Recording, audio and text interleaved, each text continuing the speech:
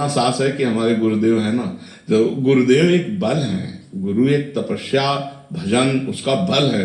अगर वो मान लो ये तो आपकी श्रद्धा से हो रहा है, और अगर वो संकल्प कर ले, मान लो आप श्रद्धावान हो रहे तो आपकी बैटरी चार्ज हो रही, और अगर वो अपनी तरफ से संकल्प करके आपको दे दें तो आप तो महाबलशाली हो जाएंगे।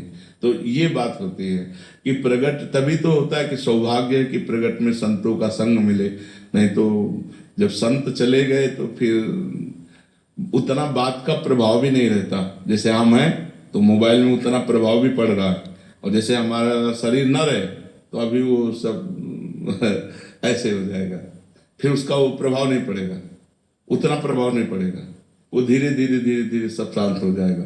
तो प्रगट में जब तक संत रहते हैं तब तक धूम मची रहती है, जहां वो अंतर ध्यान हुए तो धीरे धीरे माया धूल डाल देती है उनके प्रभाव में, उनकी वाणी में, उनके। तो जब तक महापुरुष प्रगट में रहते हैं तब तक विशेष प्रभाव रहता है, और जब अंतर ध्यान हो जाते तो धीरे धीरे माया फिर धूल डाल देती है अपनी, और उनका प्रभाव अंतर ध्यान हो जाता है।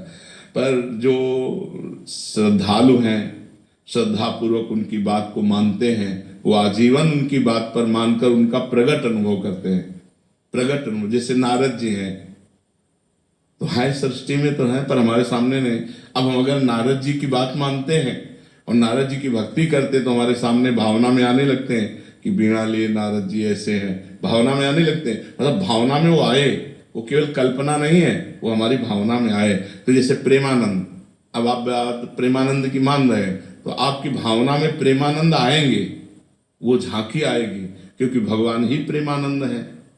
ये शरीर प्रेमानंद थोड़ी है, प्रेम और आनंद तो भगवान ही है ना। तो वही आएंगे, वही तुम्हारी रक्षा करेंगे और वही आपको सपोर्ट करते रहेंगे। ये शरीर तो लिमिट समय का, अब कितना समय है हमको भी नहीं पता है, अब कितने मिनट का है, कितने घंटे का या कितने वर्ष का, इसका कुछ पता नहीं, आपका भी नहीं पता है।